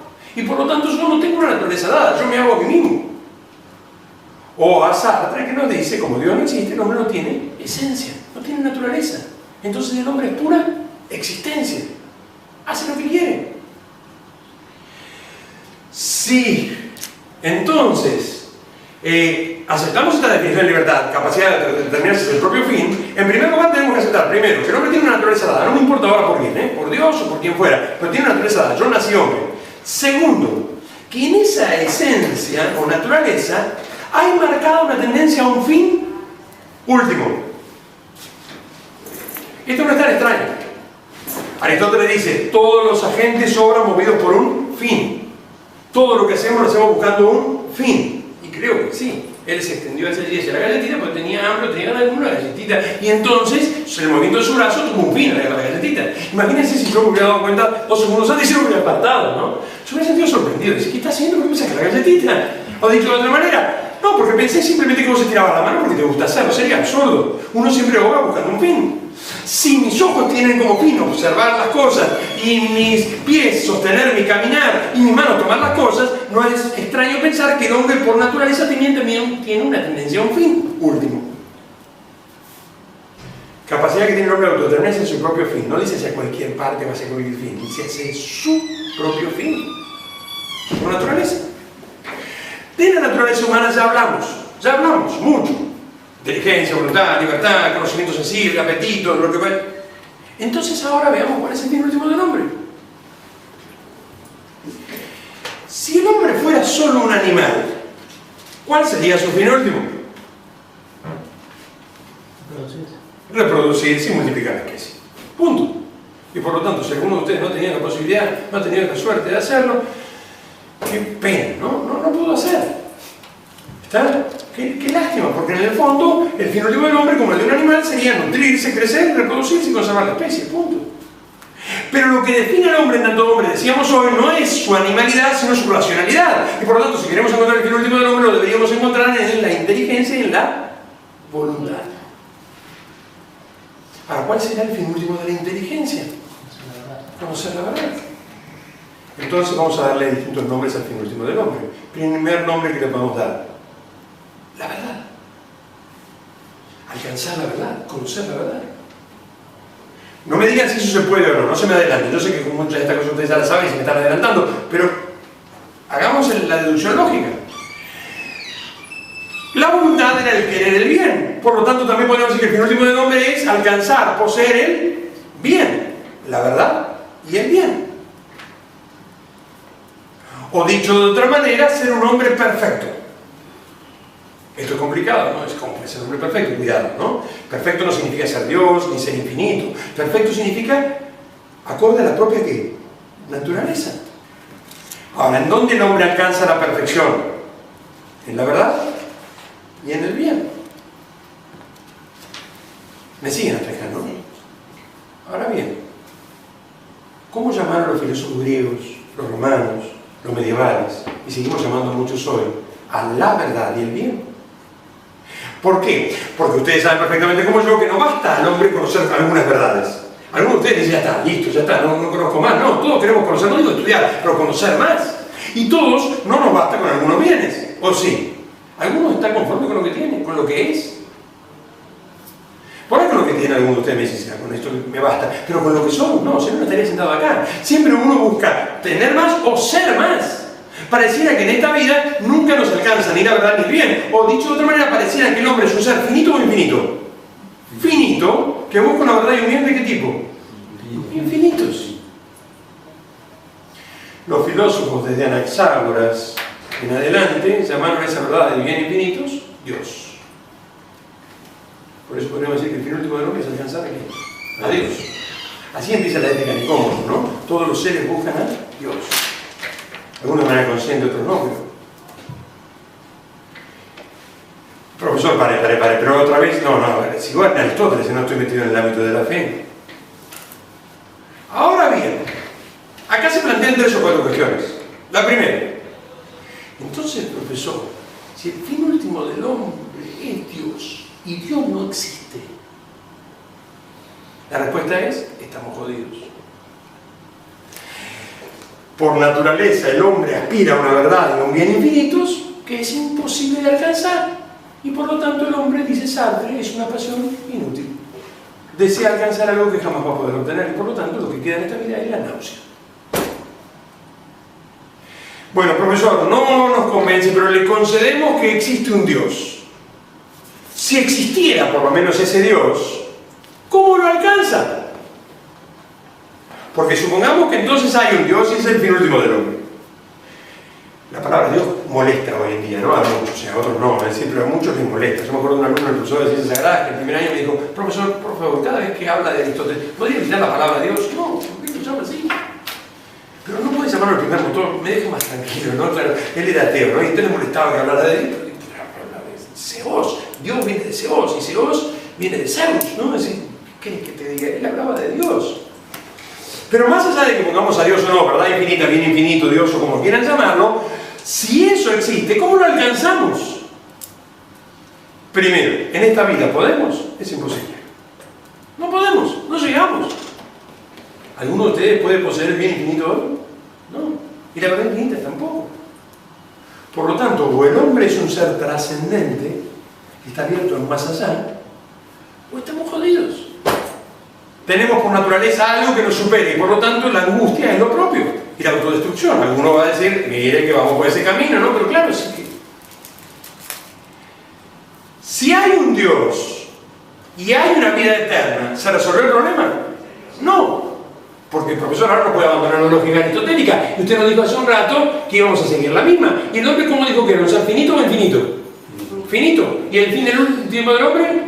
Infinito. ¿Cómo puede alcanzar algo finito lo infinito? No puede. No puede. Por lo tanto, aunque exista un Dios, aunque haya una vida eterna, y aunque estemos llamados a ello, estamos jodidos. La razón no va mucho más. Ahora, siguiendo la lógica aristotélica, nadie dice que esto que es imposible para un ser finito sea imposible para un ser infinito. Y por lo tanto, si ese ser infinito nos da una mano, ahí la cosa cambia. Solos no podemos, ¿no? Pero no estamos solos. Y por lo tanto, si ese ser infinito nos acerca una mano, nos extiende una soga, y el Verbo se hizo hombre y habitó entre nosotros, se hace hombre y nos abre la puerta, la cosa cambia. Pero alcanza con eso. Tampoco alcanza. El hombre tiene por penúltimo a Dios, pero el problema es que aunque Dios exista, aunque haya una vida eterna, aunque Dios nos ayude, no alcanza. Entonces, profesor, no podemos alcanzar el penúltimo. Sí, pero además de la ayuda de Dios, ¿qué necesitamos? A la libertad. Y ahí entendemos el sentido más profundo del término libertad. En el fondo, la libertad es decirle sí a Dios. Pero para no saltar tan rápido, podríamos decir que en el fondo la libertad no es el poder elegir, sino el elegir cómo. Bien. ¿Cuándo el hombre es libre? Cuando elige bien. ¿Puede elegir mal? Claro que sí. Claro, si no hay un bien objetivo estamos complicados, ¿no? Pero si hay un bien objetivo, el hombre es libre cuando elige bien. Y fíjense, si el hombre es libre cuando elige bien, a medida que elige bien, cada vez es más ¿qué? Libre. Más libre, porque cada vez es más perfecto, cada vez conoce más la verdad, cada vez conoce más el bien, y por lo tanto cada vez es más hombre, cada vez es más perfecto, cada vez alcanza más su fin. ¿Puede elegir mal? Claro que sí. ¿Y qué sería elegir mal? Elegir en contra de la propia ¿qué? Naturaleza. Y por lo tanto, cada vez sería más esclavo de mis errores, cada vez sería más esclavo de mis opciones. Es lo que decía el cantante hoy. Elegir bien, en el fondo, es para Santo Tomás libertad. ¿Y cuál será la máxima libertad? Y acá hay que tenerlo muy bien esto, ¿no? La tendremos cuando ya no tengamos que elegir. En esta vida la libertad supone elección. La libertad no es que elija Santo Tomás por vos, pero ¿cuándo llegaremos a la máxima libertad? Cuando ya no tengamos que elegir. Yo me acuerdo que dije esto una vez en la Universidad Católica de La Plata, en un posgrado de rehabilitación donde tenía un alumno cubano, yo no lo sabía. En este momento, ¡pum!, golpeó la mesa desde el fondo, me asusté, y dijo, es lo mismo que decía Fidel. Pero no lo dijo contento, lo dijo con una cara de cubano enojado, ¿no? Claro, el tipo después me contó, charlando con él, que se había escapado de Cuba, había venido acá, había llegado a la Universidad Católica de La Plata, tranquilo, pasó un curso de rehabilitación por el ejercicio, era profesor de educación física, y de golpe se encontraba con un energúmeno que le decía, la máxima libertad es cuando ya no tengas que elegir. Claro, obviamente que la aclaración fue inmediata, ¿no? Una cosa es no tener que elegir porque otro elige por vos, y otra cosa es no tener que elegir porque vos ya elegiste de una vez para siempre. Ahí estamos en acto. Ahí estamos en la plenitud del acto. Ahí estamos en la libertad total. En esta vida obviamente esa libertad no la tenemos. Libertad total que no deja de ser finita. Libertad total que supone para poder elegir bien conocer ¿qué? La verdad. La verdad. Por eso alguien dijo alguna vez, la verdad os hará libres. Pero, perdón, hay una coincidencia, dice, y lo que hacía Fidel Castro en cierto Por supuesto, parece fenoménicamente igual, pero pará. Pero es exactamente el extremo contrario. La coincidencia, es decir, que aparentemente parece, es en el fondo el contrario, porque en un caso es Fidel el que elige por mí, y en este caso ni siquiera es Dios, soy yo el que elijo por mí. No es, Dios eligió por mí hace mucho tiempo, pero la historia es el encuentro entre dos libertades. Y lo que te estoy diciendo es que ni siquiera basta la libertad, no solamente de Fidel, sino de Dios, para que yo alcance mi fin. Hace falta, yo lo quiso así, podría haber querido otro camino, no, pero mi libertad. Y entonces lo que por afuera parece que a Fidel es lo opuesto. En un caso, alguien elige por mí. Fidel, la iglesia, quien sea, elige por mí. En este caso, yo elijo. Porque esa es la máxima dignidad del hombre. Se me ha concedido la libertad. Y esa máxima libertad no es solamente el poder hacer lo que quiera, no, eso es imposible, todos lo sabemos, por más que lo digamos. Se ejecuta cuando elijo aquello que me planifica. No es el poder. Y ese camino no es tan difícil, ustedes saben perfectamente que se puede transcurrir aun cuando supone aceptar la dependencia. ¿Se acuerdan que en el país hace mucho tiempo se hablaba de liberación o dependencia? Cuidado. es cierto que liberación y dependencia a veces suponen términos antitéticos.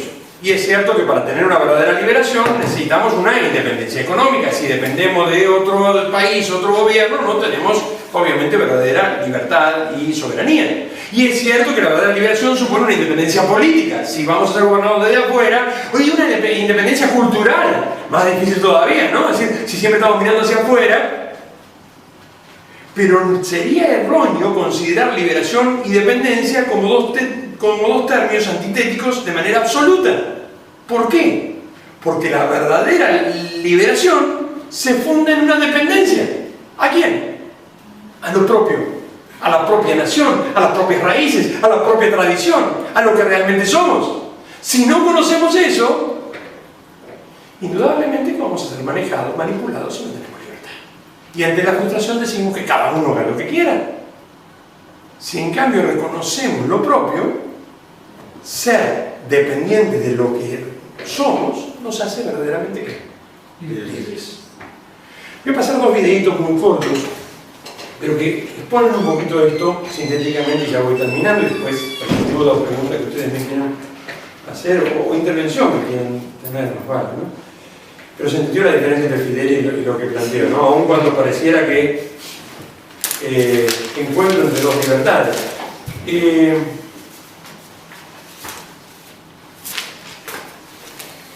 primer videíto nos muestra justamente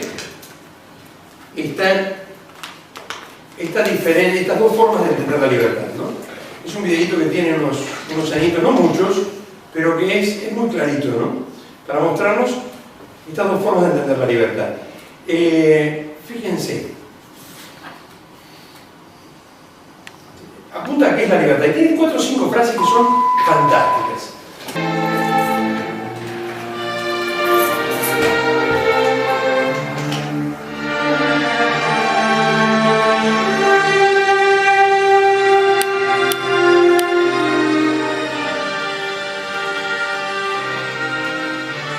Un primer concepto de libertad, ¿no?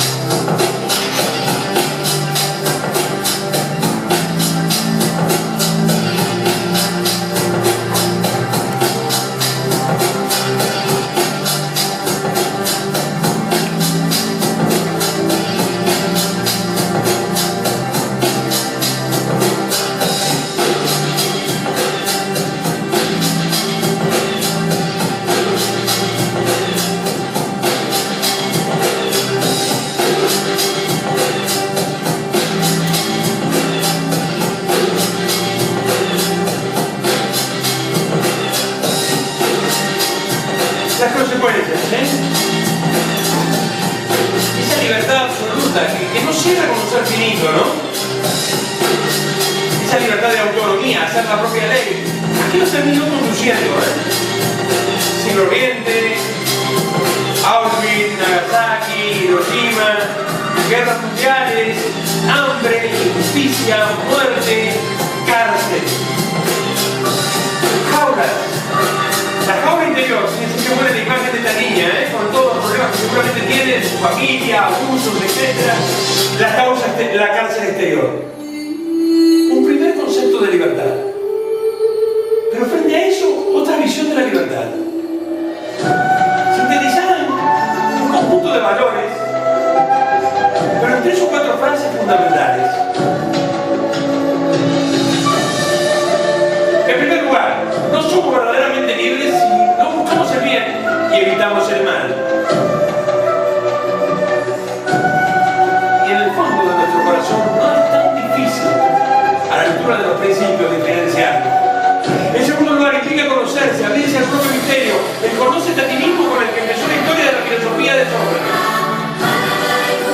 Abrirse al propio misterio, conocer la propia esencia.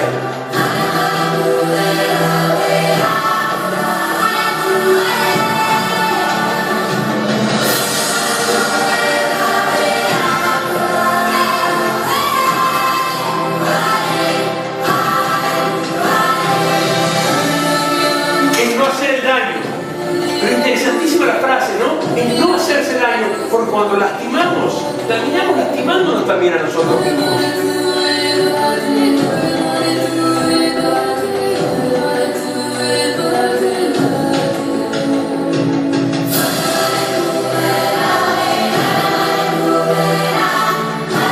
Pero quizás lo que sintetiza la conexión entre verdad, libertad y fin último aparece sin duda por aquí,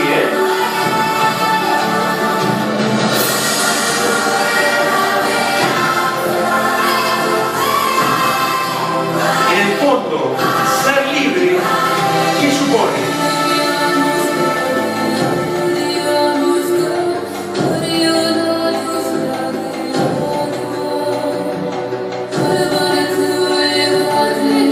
No que el otro venga por mí, no que el otro me determine, no es la sumisión,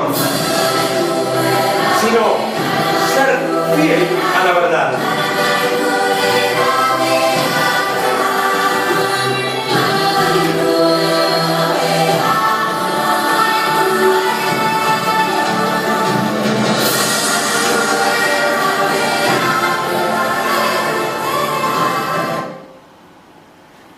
Fidelidad a la verdad. El otro videíto muy pequeño, pero creo que fundamental, que les traje como para cerrar mis 3 encuentros, es de un hombre que seguramente muchos de ustedes conocen, a lo mejor han leído ya su libro, y es uno de los libros que puse también por allí, y es alguien que nos habla también de la libertad en 3 o 4 minutos. La historia personal de este hombre es maravillosa. Esto que van a ver es una joya, ¿no? Yo la encontré ya grande, él ya falleció por allá por los 80. Y cuando encontré este video, realmente no podía creerlo de verlo a él hablar, ¿no? Es una pequeña entrevista que le hace una periodista alemana muy interesante. Es muy difícil entrevistar a un sobreviviente de Auschwitz.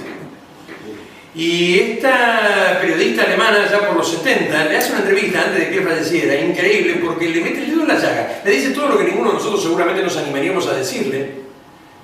Y vamos a analizarlo juntos en 10 minutitos para terminar. Estoy hablando del doctor Viktor Frankl, el autor de un libro llamado El hombre en búsqueda de sentido. Frank sobrevivió a Auschwitz. Frank encontró el sentido de su supervivencia en escribir un libro. Unos días antes de que lo liberaran, un guardacárcel le quemó el manuscrito del libro. Salió de Auschwitz y encontró que su esposa había muerto, su familia había sido asesinada, el libro estaba perdido, decidió suicidarse. Un amigo le dijo, bueno, suicidate, pero antes volví a escribir el libro. Yo se lo conté en el primer encuentro, ¿se acuerdan cuando hablaba de los libros?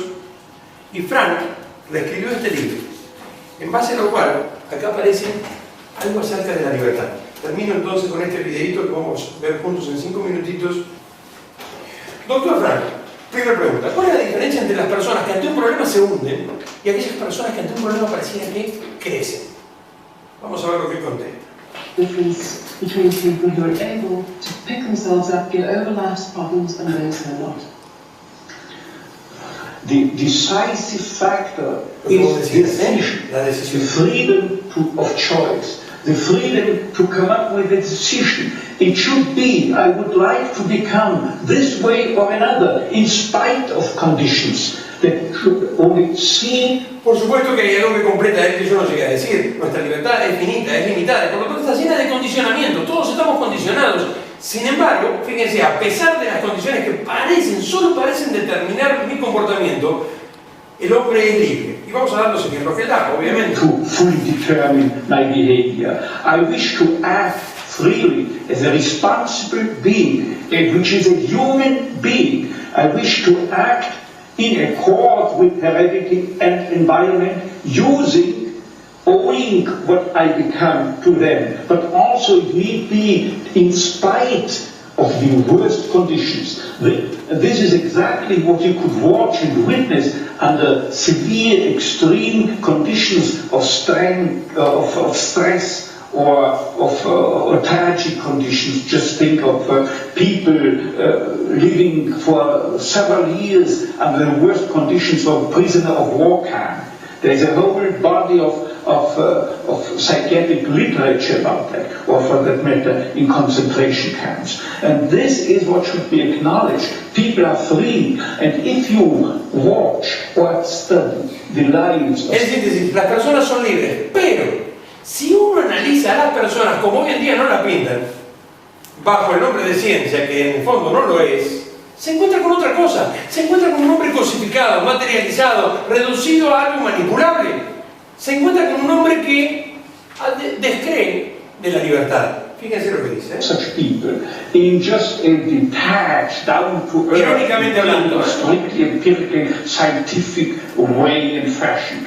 In another way than you presented it and you commented it, in another way, then people get the picture, the impression of a human being as something that is fully determined, whereas they don't recognize it. No se reconoce la libertad, pero como ustedes se imaginan, tampoco se reconoce la responsabilidad. Si no soy libre, entonces tampoco soy responsable. Y él va a hablar de la responsabilidad. La responsabilidad es tener que responder. Y tradicionalmente se habla de la responsabilidad que tenemos ante tres, ¿no? Ante Dios, ante el otro y ante nosotros mismos. Él acá no habla ni de Dios ni del otro. Habla de la máxima responsabilidad ante nosotros mismos. ¿Cuál es la mayor responsabilidad? Hacer de nuestra vida o hacer de nosotros mismos un alguien. The freedom and the responsibility for themselves, the responsibility for making something or someone out of himself. So your basic philosophy is that life has meaning. Fíjese cómo empezamos con esto y terminamos con esto, ¿eh? How easy is it when there's a sense of hopelessness, a sense... Las preguntas son fantásticas, ¿eh? Es decir, el periodista le dice, está bien, yo lo entendí, la vida tiene sentido siempre. Usted empezó así con la charla, ¿se acuerdan de la muerte, el sentido de la vida? La vida tiene sentido. ¿Cómo cuerno se lo explico a alguien que en este momento se quiere matar? ¿Cómo se lo explico a alguien que en este momento no tiene para llegar al fin de mes? ¿Cómo se lo explico a alguien que está realmente desesperado hoy? Y fíjense la respuesta de Frank, ¿eh? Es muy, muy interesante. To despair, to recognize this meaning. Let me confront you with a somewhat strange definition of despair. As I'm used to proclaim is that despair can be explained in terms of a mathematical equation. D, capital D. Y esto es fantástico. A mí me ha servido mucho en lo personal también, ¿eh? Desesperación es igual a S menos P. O dicho de otra manera, se ha traducido. Despair is... Desesperación es igual a sufrimiento sin sentido, sin propósito. Cuando uno sufre, se esfuerza, se sacrifica por algo que piensa que va a hacer el bien, que le va a hacer bien, que va a llegar a algo, se la manga. Lo logra. Cuando uno realmente no le encuentra sentido, viene de golpe, me sigue una enfermedad, me sigue un problema, no puedo resolverlo, me quedé sin trabajo, no entiendo por qué, hice todo bien, caigo hecho pedacitos. Desesperación y sufrimiento sin sentido. Ahora, cuando uno le empieza a encontrar un sentido incluso al dolor y al sufrimiento, fíjense lo que sucede. Suffering without meaning. As long as an individual cannot see any meaning. Y este es el vacío que hoy en día enfrentamos, ¿eh? Despair. He or she will certainly be muchos enseguida lo traducen, ¿no? ¿Para qué estamos acá? ¿Qué podemos hacer? He or her will certainly be prone to despair and under certain conditions to see. Al suicidio, ¿eh? But at the moment they can see a meaning in their suffering. They can mold it into an achievement, they can mold their predicament into an accomplishment on the human level. They can turn their tragedies into a personal triumph, but they must know for what. Tengo que tener un para qué, no basta, ¿no? Decir un cómo. Like so many segments of present-day society and population cannot find no sabemos para qué vivimos, no sabemos para qué estamos. Cannot see anything meaningful. They more often than not have something to live by. Un sueldo, una salida, la casita, el autito que me compro, pero no algo por lo que vivir. What is the answer to the question, why me? La pregunta es fantástica, porque uno podría decir, ya está, me convenció. to me? The answer to such a question is nothing that a psychiatrist or... La respuesta de Frank es no tengo la más pálida idea. No tengo idea. 2500 años después vuelve al solo sé que no sé. Nada. Como científico. Pero que como científico no pueda dar una respuesta no significa que no haya una respuesta. Any other type of a scientist can come up.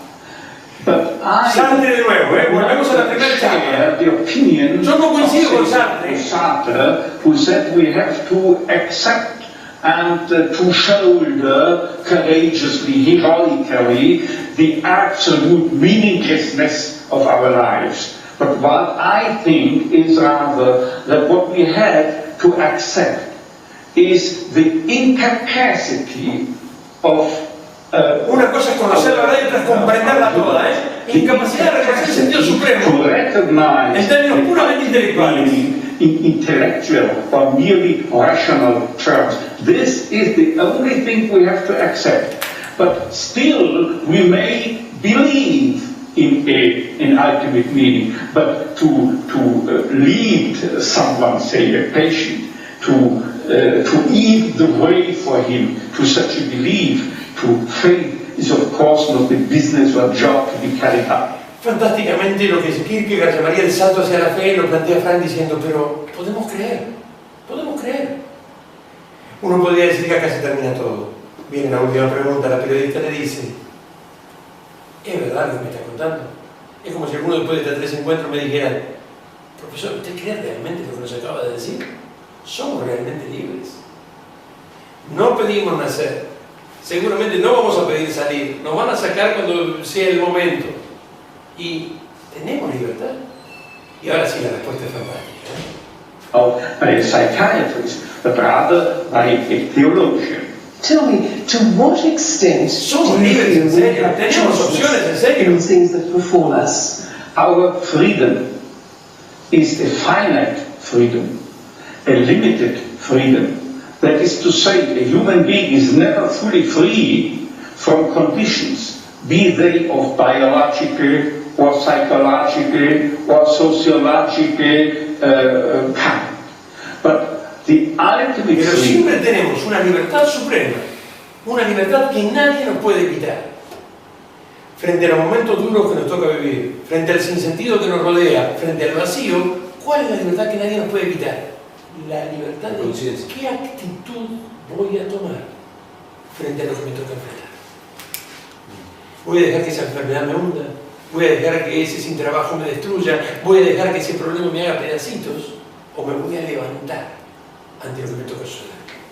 Esa libertad nadie me la puede quitar. Fíjense, is always and remains always reserved to ourselves. That is the freedom to take a stand to whatever conditions might confront us. How we react to the unchangeable conditions is up to ourselves.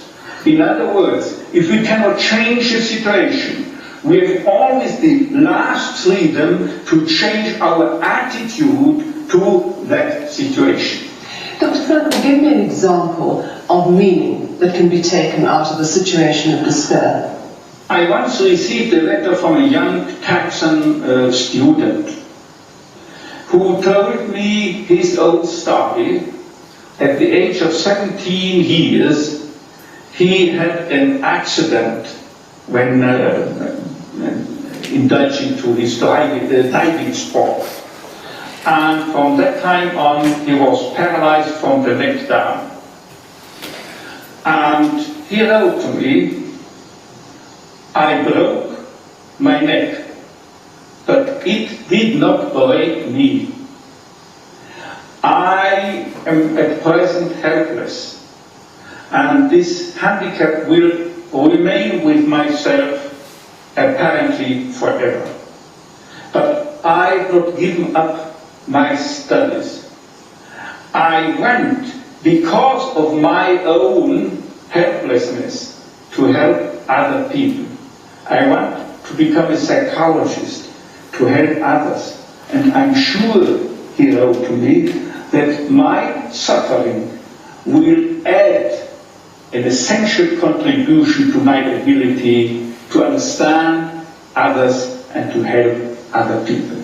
This man, three years later, was invited by me to deliver a lecture, to read a paper at the Third World Congress of Logotherapy taking place at the University of Regensburg in West Germany.